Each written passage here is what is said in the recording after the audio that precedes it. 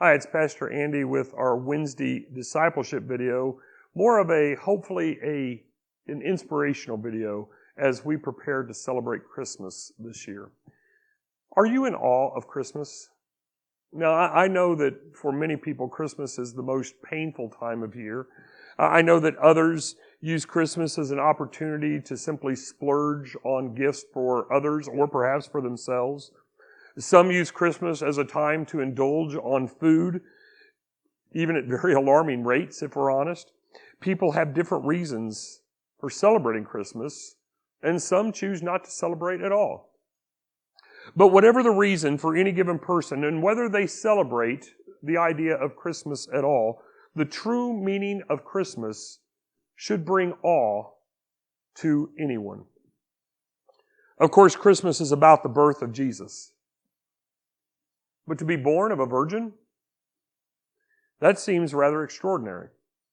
And for Jesus to be celebrated at His birth and shortly thereafter by common people like the shepherds and those who are of a higher class of people like the Magi, the wise men, that seems extraordinary. Even in our day, I didn't get a call when our children were born from a world leader. Common people showed up. On the flip side, when a world leader has a child, they might get congratulations from other world leaders, but common people aren't allowed.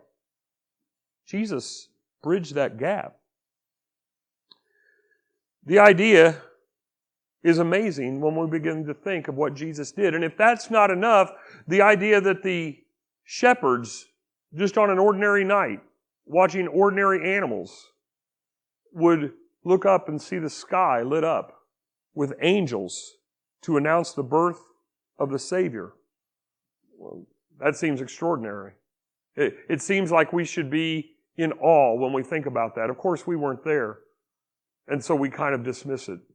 At least we don't take time to reflect and miss the awe. Or what about the fact that higher class of society, those wise men, how wise were they to have seen a star in the sky and to begin to follow it for perhaps as many as a couple of years until they came to the right spot where this child was? How many other people saw this star and didn't want to go? How many other people looked at that star, heard the wise men were going, and said, "You're crazy"? But it was because the wise men were in awe, and others missed an opportunity. Of course, we look at the life of Jesus, and we have many reasons to be in awe. The miracles, the teaching, the sacrifice, the resurrection, the ascension are all marvelous, awe-inspiring moments and or events. But the biggest reason of all to me, to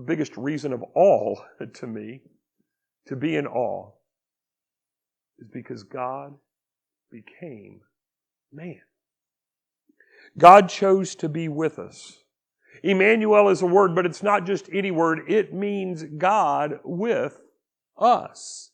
It is an awesome expression of meaning that God is with us. He came to live among us, and because of that, He is still with us today in order that we might choose to live with Him not only now, but for all eternity. Does that not inspire awe? Should that not inspire awe? I really can't think of much that is more awe-inspiring than that. And it all began, for us anyway, with the day that we call Christmas.